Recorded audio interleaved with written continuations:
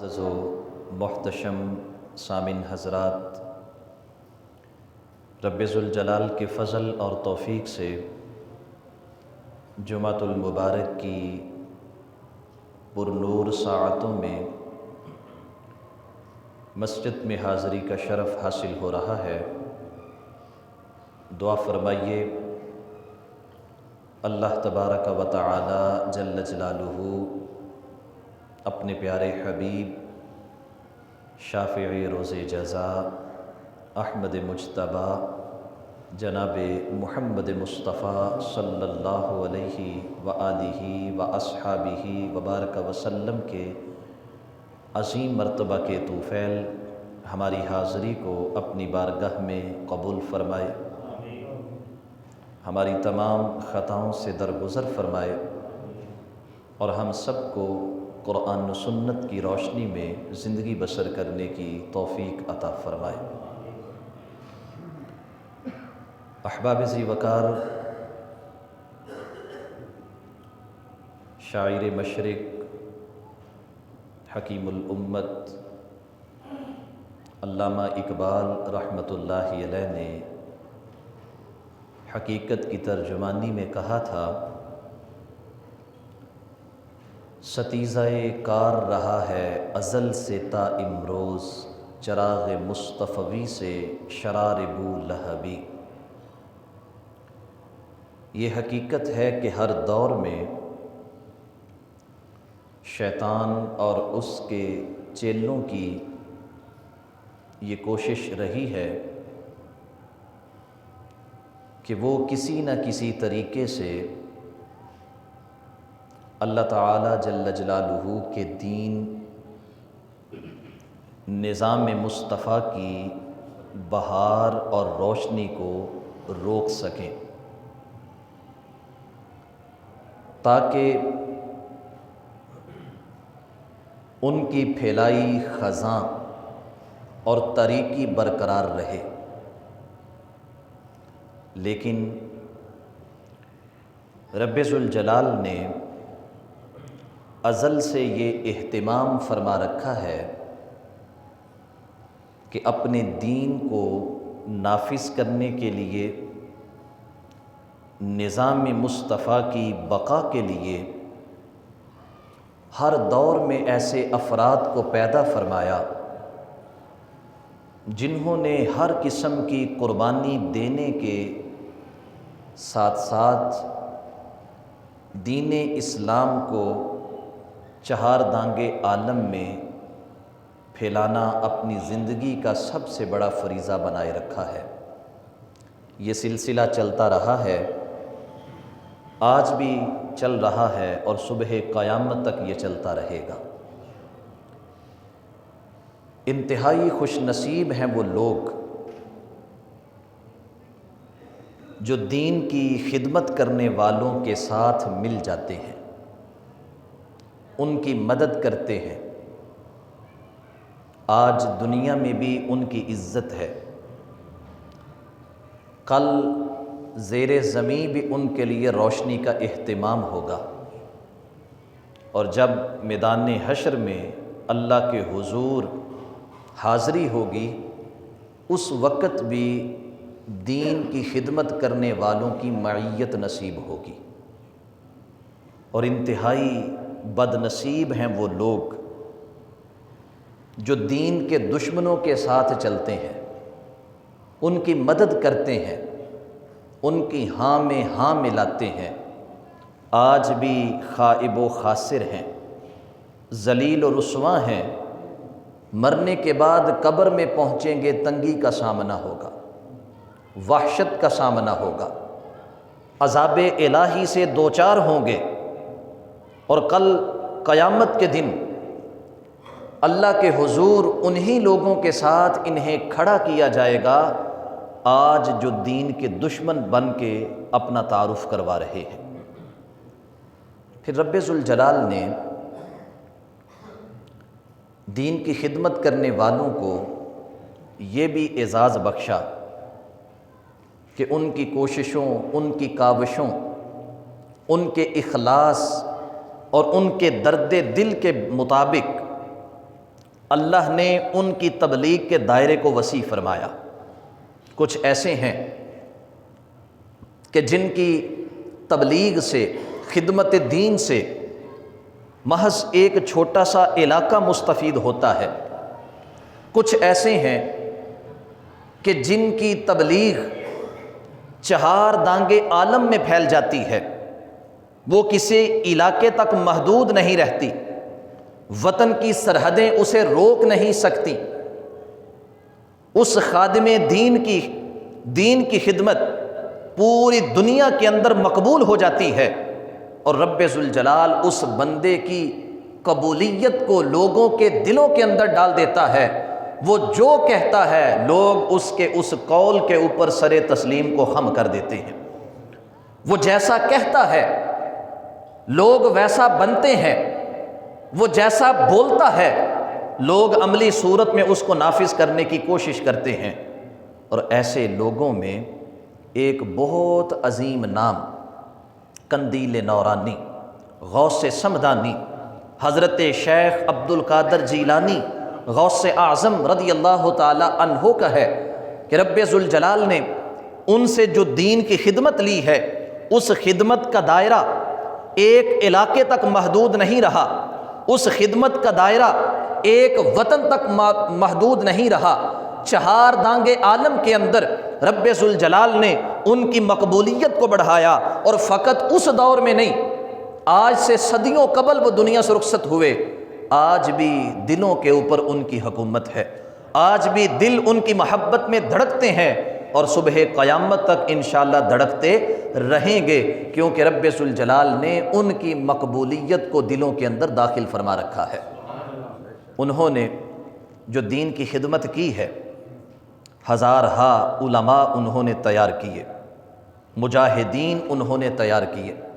سلطان صلاح الدین ایوبی رحمۃ اللہ علیہ، آپ کی فوج میں جو مضبوط لوگ بحیثیت جہاد شمار ہوتے، وہ حضرت غوث پاک رضی اللہ تعالی عنہ کے یا تو براہ راست شاگرد تھے یا شاگردوں کے شاگرد تھے۔ آپ نے کتب تحریر کی، عقیدے کے اعتبار سے، عمل کے اعتبار سے، عبادت کے اعتبار سے، اخلاقیات کے اعتبار سے آپ نے جو خدمات سر انجام دیں، اس دور کے علماء نے آپ کو محی الدین کا لقب دیا کہ آپ دین کا احیاء کرنے والے ہیں، دین کو آپ زندہ کرنے والے ہیں۔ میرے بھائیو، حضرت غوث پاک رضی اللہ تعالی عنہ ربیع الثانی کی 11 تاریخ کو دنیا سے رخصت ہوئے۔ آج 8 ربیع الثانی ہے، یہ آپ کی وفات کا مہینہ ہے۔ اللہ کا لاکھ بار شکر ہے کہ رب ذوالجلال نے ہمیں آپ کی محبت دی۔ ایک طبقہ آپ کی محبت سے بھی محروم ہے، وہ تو ہے ہی مخالف۔ ہم جو آپ سے محبت رکھنے والے ہیں، ہمارے ہاں اب المیہ یہ ہے کہ ہم ان کا نام تو لیتے ہیں، لیکن ان کی تعلیمات سے بیگانے ہوتے جا رہے ہیں۔ تو جب تک ہم ان کی تعلیمات پہ عمل نہیں کریں گے، تب تک ان سے محبت کا دعویٰ سچ نہیں ہو سکتا، کیونکہ دعووں کو دلیل چاہیے، دعوے کو دلیل کی ضرورت ہوتی ہے۔ میرا دعویٰ ہے کہ میں حضرت غوث سمدانی شیخ عبد القادر جیلانی سے محبت رکھتا ہوں، تو میرے پاس دلیل کیا ہے؟ میری ان سے محبت کس طرح ثابت ہوگی؟ تو ان سے محبت کے ثبوت کے لیے مجھے ان کی تعلیم پہ چلنا ہوگا، مجھے ان کے حکم کو ماننا ہوگا، مجھے ان کے بتائے راستے کو چن کر اس راستے کے اوپر سفر کرنا ہوگا۔ اور اگر میں ان کے بتائے راستے پہ چلتا نہیں، بیان کردہ تعلیم پہ عمل نہیں کرتا، تو میرا دعویٰ فقط دعویٰ ہے، میرا اعلان فقط اعلان ہے، اور جس کے اوپر میرے پاس کوئی دلیل موجود نہیں ہے۔ آئیے، آج کا ہمارا جو وقت ہے، یہ حضرت غوث پاک رضی اللہ تعالی عنہ کی تعلیمات کو بیان کرنے کے لیے ہے۔ چند ایک تعلیمات کو میں اختصار کے ساتھ عرض کروں گا، اس دعا کے ساتھ کہ رب ذوالجلال ہمیں ان جیسا بننے کی توفیق عطا فرمائے۔ میرے بھائیوں،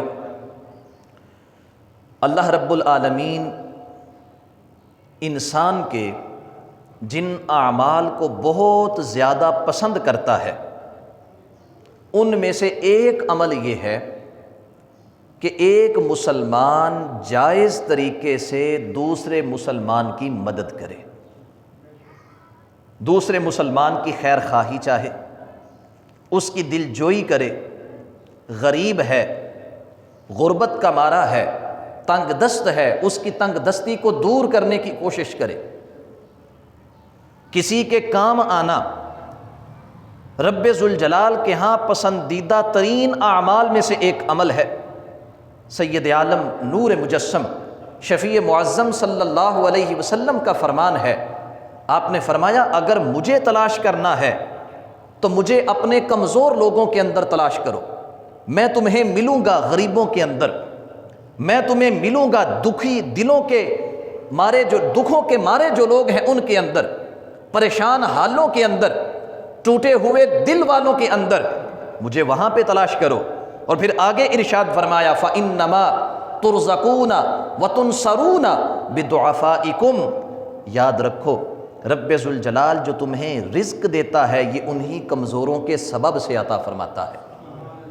تمہاری جو مدد کرتا ہے دشمن کے مقابلے میں انہی کمزور لوگوں کی وجہ سے مدد کرتا ہے۔ اللہ کو اتنا پسند ہے ایک مسلمان کا کسی غریب مسلمان کے کام آنا کہ رب ذوالجلال اس کی برکت سے اپنی رحمت کے دروازے بھی کھول دیتا ہے، اپنے رزق کے بھی دروازے کھول دیتا ہے۔ اپنے بھائیوں میں جو کمزور ہے اس کے ساتھ کھڑے ہو جاؤ، رشتہ داروں میں جو کمزور ہے اس کے ساتھ کھڑے ہو جاؤ، محلے داروں میں جو کمزور ہے اس کے ساتھ کھڑے ہو جاؤ، علاقے میں جو کمزور ہے اس کے دست و بازو بنو۔ اللہ کو یہ عمل اتنا پسند ہے کہ تمہاری جیب سے اگر اپنے کمزور بھائی کے لیے 1000 نکل رہا ہے تو رب ذوالجلال 10,000 تم کو عطا فرمائے گا۔ اور یہ بھی ہو سکتا ہے کہ جتنا اخلاص زیادہ ہو رب ذوالجلال اتنے گنا بڑھا کر وہ تمہیں واپس عطا فرمائے۔ اللہ کا تو یہ اعلان ہے من جاء بالحسنہ فلہ عشر امثالھا، جو ایک نیکی لے کر آئے گا اللہ اس کے برابر اس کو 10 نیکیاں عطا فرمائے گا، اور اللہ اس سے بھی زیادہ عطا فرما سکے اخلاص کے مطابق۔ تو اس واسطے غریبوں کے کام آنا، غریبوں کی مدد کرنا یہ رب ذوالجلال کو انتہائی پسند ہے۔ حضرت غوث پاک رضی اللہ تعالی عنہ نے زندگی بھر غریبوں کی مدد کا سبق دیا، زندگی بھر اپنی تبلیغ کے اندر یہ بات سب کو بیان کی کہ اپنے کمزور لوگوں کے معاون بنو، انہیں زمانے کے رحم و کرم پہ نہ چھوڑو، ان کو حالات کا شکار نہ ہونے دو، ان کے معاون بنو۔ اور پھر عملی طور پہ جہاں تک آپ سے ممکن تھا آپ نے عملی طور پہ بھی غریبوں کی مدد فرمائی ہے۔ ایک شخص آپ کے پاس حاضر ہوا، شکستہ دل تھا، ٹوٹا ہوا دل لے کر، اور جو شکستہ دل ہوتے ہیں، پریشان حال ہوتے ہیں، انہیں بتانے کی ضرورت نہیں پڑتی، ان کے چہرے سے، ان کے لباس سے ان کی قسم پرسی عیاں ہوتی ہے۔ آپ نے اسے قریب بٹھایا، پوچھا کہ بھائی تمہیں کیا ہوا، کیوں اپنے دل کو دکھوں سے بھر کے لا رہے ہو؟ اس نے عرض کیا کہ جناب میں تہی دامن ہوں، مفلوق الحال ہوں، غریب انسان ہوں، اپنی ضرورت کے لیے مجھے دریا کے پار جانا تھا، اور دریا عبور کرنے کے لیے سوائے کشتی کے دوسرا کوئی سہارا نہیں تھا۔ میں جب کنارے پہ پہنچا ملاح نے مجھے دیکھ کر دور ہٹا دیا، کشتی بان نے مجھے اپنی کشتی کے قریب نہیں آنے دیا، کیونکہ اسے میری حالت دیکھ کے پتہ چل رہا تھا کہ میرے پلے کچھ نہیں ہے، میرے پاس کرایہ دینے کے لیے مال نہیں ہے، اس لیے اس نے مجھے وہاں سے دور ہٹا دیا، اپنے قریب بھی کھڑا نہیں ہونے دیا۔ اس وجہ سے میرا دل ٹوٹ گیا کہ میرا جرم یہی ہے کہ میں غریب ہوں، میرا جرم یہی ہے کہ میں کمزور ہوں، میرا جرم یہی ہے کہ میرے پاس دنیا کی ثروت نہیں ہے۔ جس وقت آپ نے یہ سنا، آپ کے پاس ایک تھیلی تھی جس تھیلی کے اندر 30 سونے کے سکے تھے جن کی مالیت لاکھوں کے برابر تھی، آپ نے وہ تھیلی اس کو دی اور کہا یہ تھیلی لے جا کر اس ملاح کو دے دو، کشتی بان کو دے دو، اور اسے یہ بھی درخواست کرو کہ آج کے بعد کسی غریب کا دل نہ توڑنا۔ آج کے بعد کرایہ نہ ہونے کی وجہ سے کسی کو اپنی کشتی میں بٹھانے سے انکار نہ کرنا، تمہیں جتنے مال کی ضرورت ہو تم آ کر مجھ سے مطالبہ کر سکتے ہو۔ پھر اس غریب کو اپنے بدن پہ جو عبایا پہنا ہوا تھا، جو گاؤن پہنا ہوا تھا، اسے اتار کر کہا کہ یہ میری طرف سے تیرے لیے تحفہ ہے، تم اس کو استعمال کر سکتے ہو۔ اب دوستان مکرم، یہ ہے عملی انداز حضرت غوث پاک رضی اللہ تعالی عنہ کا، یہ ہے ان کی دی ہوئی تعلیم، ان کا سکھایا ہوا سبق کہ آج ہم جس کو بھولے ہوئے ہیں، کسی اور غریب کی مدد کرنا تو دور کی بات ہے، ہم اپنے سگے بہن بھائیوں کو نظر انداز کر چکے ہیں۔ اکثر ایسے بھی واقعات ہیں کہ بہن بھائی تو پھر بہن بھائی ہیں، والدین تک کو لوگ نظر انداز کر چکے ان کی غربت کی وجہ سے کہ ہم ان کا بوجھ کہاں تک اٹھائیں، ہم ان کو کب تک برداشت کریں، آئے دن بیمار ہیں، آئے دن ان کی ادویات کی جو ہے وہ ضرورت ہوتی ہے، تو میں کب تک ان کو اپنے سر پہ بٹھا کے رکھوں۔ اللہ اللہ، حضرت غوث پاک رضی اللہ تعالی عنہ نے اپنے قول اور اپنے عمل سے غریبوں کی مدد کا سبق دیا ہے۔ میرے بھائیو، ہماری حالت زار ہمارے سامنے ہے، ہم نے غریب کا معاون بننا تو درکنار، اس پہ ظلم ہوتا دیکھ کر بھی ہم ظلم کو روکتے نہیں ہیں۔ ظلم ہو رہا ہے اس کے اوپر، مظلوم ہے وہ بیچارہ، اور ہم یہ بھی جانتے ہیں کہ یہ انصاف بھی نہیں لے سکتا۔ اور پاکستان جیسے وطن کے اندر کہ جہاں اعلیٰ عہدے رکھنے والوں کو دن دہاڑے قتل کر دیا جائے، سالوں بعد بھی جن کے لیے انصاف نہیں ملتا، ایک عام غریب بندے کو کہاں سے انصاف ملے گا؟ تو وہاں ہم دور ہٹ گئے، چھوڑ دیا اس کو حالات کے مطابق۔ میرے آقا صلی اللہ علیہ وسلم نے ایک مسلمان کی تعریف کے اندر یہ بات ارشاد فرمائی کہ مسلمان کا بھائی ہے۔ کیسا بھائی؟ آقا نے بھائی ہونے کی دو خوبیاں بیان فرمائی۔ آقا فرماتے ہیں لا یظلمہ، یہ ایسا بھائی ہے کہ اپنے بھائی پہ ظلم نہیں کرتا۔ دوسری خوبی کیا ہے؟ ولا یسلمہ، نہ ہی یہ کسی کے سپرد کرتا ہے کہ تم اس کے اوپر ظلم کر لو۔ فرمایا ایسا بھائی ہے مسلمان جو اپنے بھائی کا معاون ہے، اپنے بھائی کا محافظ ہے، نگہبان ہے، اس کے اوپر کسی کو ظلم نہیں کرنے دیتا، اس کے ساتھ کھڑا ہے، اس کے کندھے کے ساتھ کندھا ملا کے، اس کو غربت کا احساس نہیں ہونے دیتا، مالی کمزوری کا احساس نہیں ہونے دیتا، اس کے کپڑے کم قیمت ہیں، اس کا جوتا کم قیمت ہے، اس بات کا اسے احساس نہیں ہونے دیتا، وہ اسے اپنے سینے کے ساتھ لگاتا ہے، اسے اپنے کندھوں پہ اٹھاتا ہے، اپنے سر پہ بٹھاتا ہے۔ ایسا مسلمان ہے مسلمان کا بھائی۔ ہم اپنی حالت کو دیکھ لیں، ہم کیسے مسلمان ہیں؟ ہم نے ظلم تک کو روکنا چھوڑ دیا ہے۔ یاد رکھیں، جہاں مسلمان کی مدد سے اللہ راضی ہوتا ہے، وہاں مسلمان پر ظلم کرنے سے اللہ ناراض بھی ہوتا ہے۔ کتنا ناراض ہوتا ہے؟ حدیث کے الفاظ ہیں، بدری صحابی ہیں حضرت ابو مسعود رضی اللہ تعالی عنہ، آپ کے نوکر نے، غلام نے کوئی کام بگاڑ دیا، نقصان ہوا آپ کو، آپ اس پہ غصے میں آ گئے۔ واقعاتی انداز میں اگر بیان کیا جائے تو شاید اس نے کوئی زیادہ نقصان کر دیا تھا، طیش میں آ گئے آپ نے اپنا ہاتھ اٹھا لیا۔ جس وقت آپ نے ہاتھ اٹھایا تو آپ فرماتے ہیں مجھے پیچھے سے کسی نے آواز دی، مجھے کہا اے ابو مسعود، اس غلام کے اوپر جتنی تمہیں طاقت ہے، اس سے کئی گنا زیادہ رب ذوالجلال کو تیری ذات کے اوپر طاقت ہے۔ جتنا اختیار تمہیں ہے، اس سے کئی گنا زیادہ اللہ کو تیری ذات پر اختیار ہے۔ حضرت ابو مسعود فرماتے جب میں نے مڑ کے دیکھا، وہ کوئی اور نہیں میرے محبوب حضرت محمد مصطفیٰ تھے۔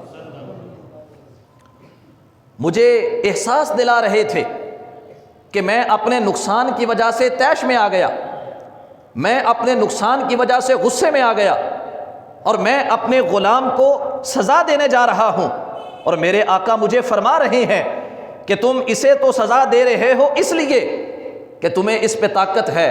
یہ بھی تو یاد رکھو، ایک ذات وہ ہے جسے تمہارے اوپر کئی گنا زیادہ طاقت ہے، اور اس طاقت کے سامنے کوئی رک نہیں سکتا۔ کوئی بند نہیں باندھ سکتا۔ جناب ابو مسعود کہتے ہیں میں نے آقا کو گواہ بنا کر کہا ہوا حر لوجہ اللہ تعالی، اے میرے آقا میں اپنے اس ظلم کا مداوع اس صورت میں کر رہا ہوں کہ میں اللہ کی رضا کے لیے اپنے غلام کو آزاد کر رہا ہوں۔ آج کے بعد میرا اس پہ کوئی اختیار نہیں ہے، میں اس کا مالک نہیں ہوں، یہ خود مختار ہے، جیسے چاہے اپنی زندگی گزارے، جیسے چاہے اپنے شب و روز بسر کرے، آج کے بعد میرا اس کے اوپر کوئی حق نہیں ہے، میں نے اللہ کی رضا کے لیے اس کو معاف کر دیا ہے۔ میرے آقا نے سن کے خوشی کا اظہار فرمایا اور فرمایا کہ اے ابو مسعود، اس ظلم کی جو سزا ہے وہ جہنم کی آگ ہوگی، اس ظلم کی سزا جہنم کا ایندھن بننا ہے۔ تو اگر اتنی معمولی سی سزا انسان کو جہنم کی طرف لے کر جائے گی تو اس سے بڑے بڑے اقدامات، طیش میں آ کر دوسروں کی ہڈیاں توڑ دینا، طیش میں آ کر دوسروں کے اعضاء کاٹ دینا، کیا ہمارے وطن میں اعضاء کاٹنے کی دھمکیاں نہیں دی جا رہی؟ جو حق بولنے کی جرت کرے گا اس کو زبان دینی پڑے گی، جان دینی پڑے گی۔ تو کیا رب ذوالجلال اس بڑے ظلم کے اوپر انسان سے نہیں پوچھے گا، ظالم سے نہیں پوچھے گا کہ بتا تو نے ایسا کیوں کیا ہے؟ کیا جواب ہوگا؟ کس طرح اللہ رب العالمین کو مطمئن انسان کرے گا؟ اس واسطے آئیں، جو اسلام کی تعلیم ہے، جو دین کی تعلیم ہے، وہ دوسروں کے کام آنا ہے، بالخصوص کمزوروں کا دست و بازو بننا ہے، غریبوں کے ساتھ کھڑا ہونا ہے، اور اس کے نتیجے میں جزا کی صورت میں رب ذوالجلال کی رضا ہے، مصطفیٰ کی رضا ہے۔ جب خدا اور مصطفیٰ راضی ہو جائیں تو پھر رب ذوالجلال انسان کو فردوس کے بالا خانوں کا مہمان بنا دیتا ہے۔ عزیزان گرامی قدر، دوسری بات،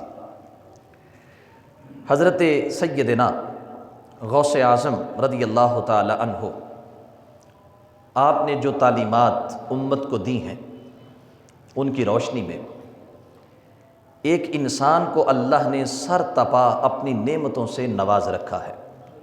اتنی نعمتیں ہیں کہ ہم ان نعمتوں کا نہ اندازہ کر سکتے ہیں، نہ ہی کما حق کو ان کا شکر ادا کر سکتے ہیں۔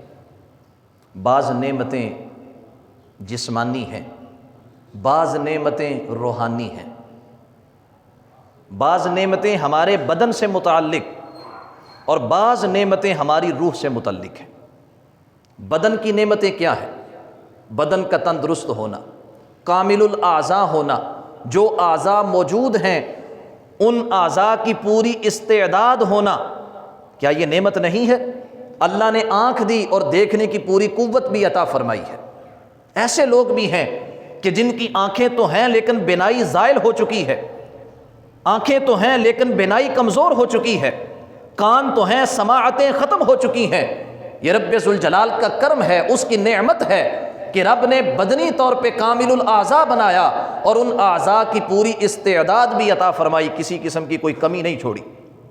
روحانی اعتبار سے ایک عرب شاعر کا کلام ہے، ایک شعر اس کا میں آپ کو سناتا ہوں۔ وہ کہتا ہے وَفَخْرِي فِي الدُّنْيَا إِنِّي مُسْلِمٌ، کہتا ہے اس دنیا میں اگر کوئی مجھ سے پوچھے کہ تمہارا فخر کیا ہے تو کہتا ہے میں اپنے قبیلے کی بات نہیں کروں گا، میں اپنے وطن کی بات نہیں کروں گا، میں اپنے مال کی، دولت کی، عہدے منصب کی بات نہیں کروں گا۔ کس بات پہ فخر ہے تمہیں؟ کہتا ہے مجھے فخر اس بات پہ ہے کہ رب ذوالجلال نے مجھے دنیا میں اپنے محبوب کی غلامی کا شرف عطا فرمایا ہے۔ وَفَخْرِي فِي الدُّنْيَا إِنِّي مُسْلِمٌ، اس دنیا میں میرا فخر یہ ہے کہ رب ذوالجلال نے مجھ کو مسلمان بنایا۔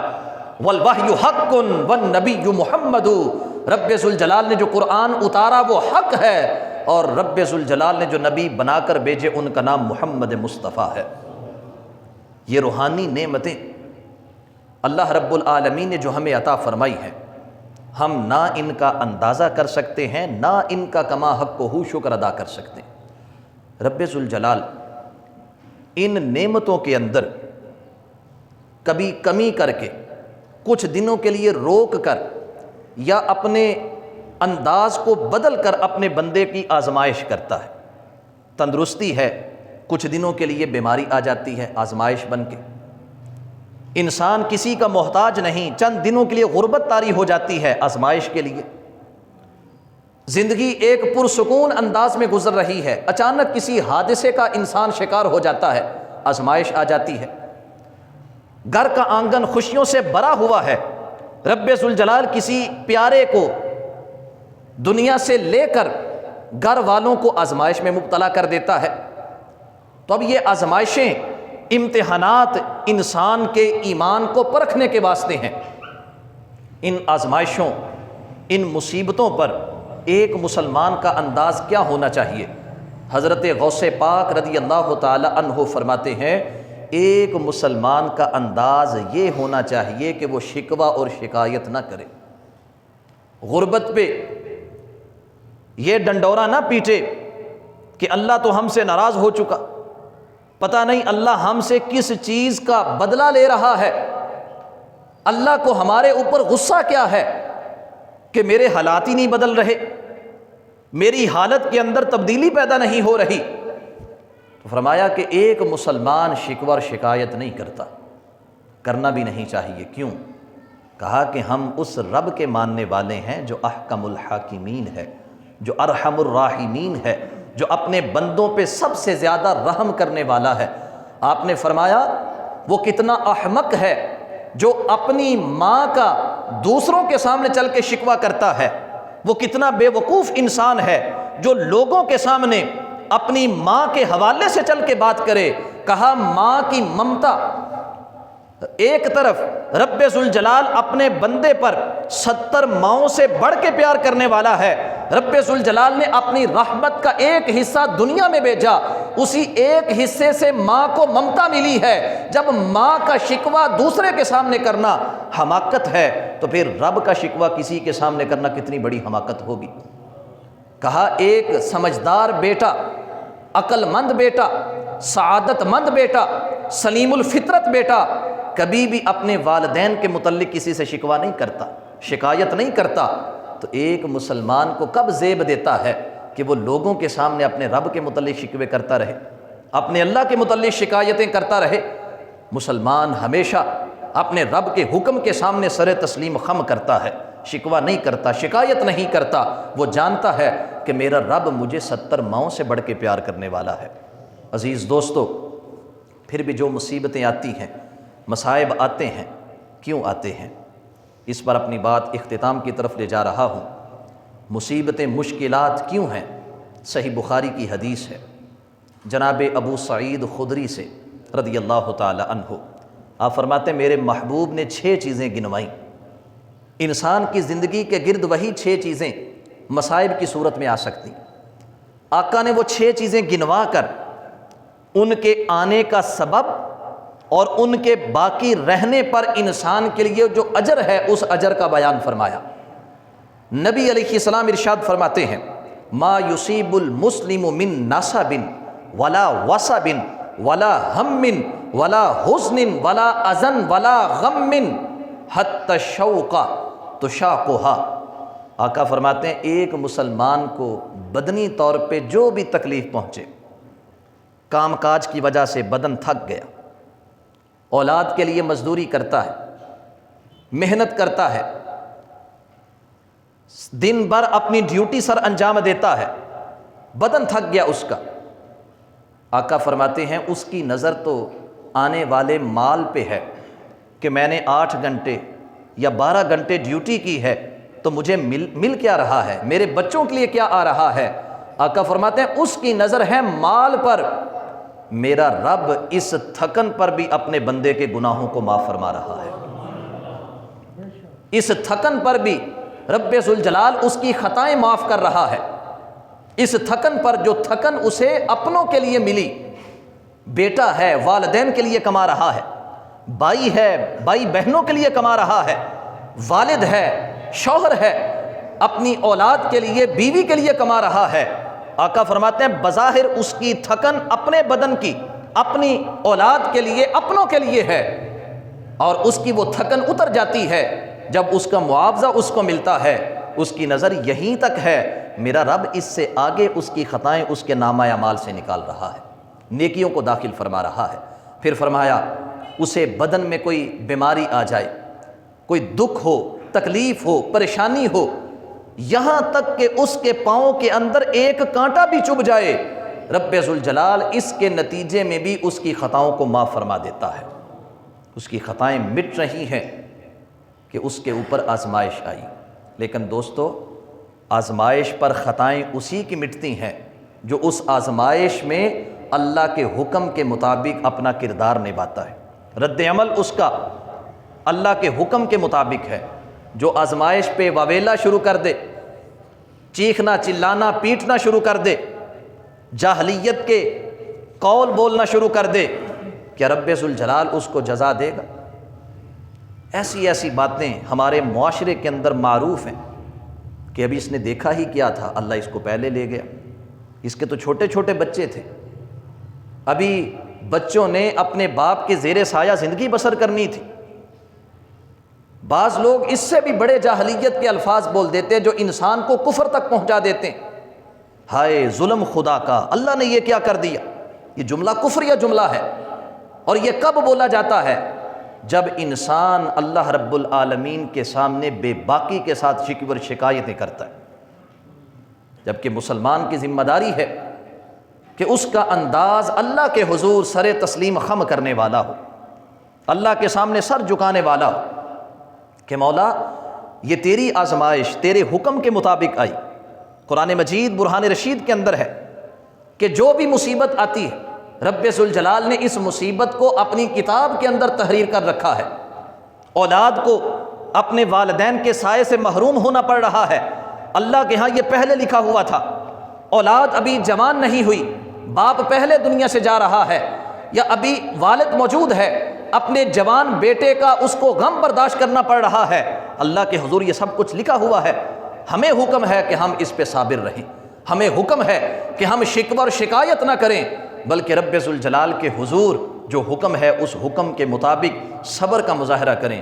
اس کے نتیجے میں جہاں دنیا کے اندر گناہ مٹ کر اللہ کی طرف سے نیکیاں ملیں گی، کل قیامت کے دن بھی رب ذوالجلال صبر کی وجہ سے نور عطا فرمائے گا۔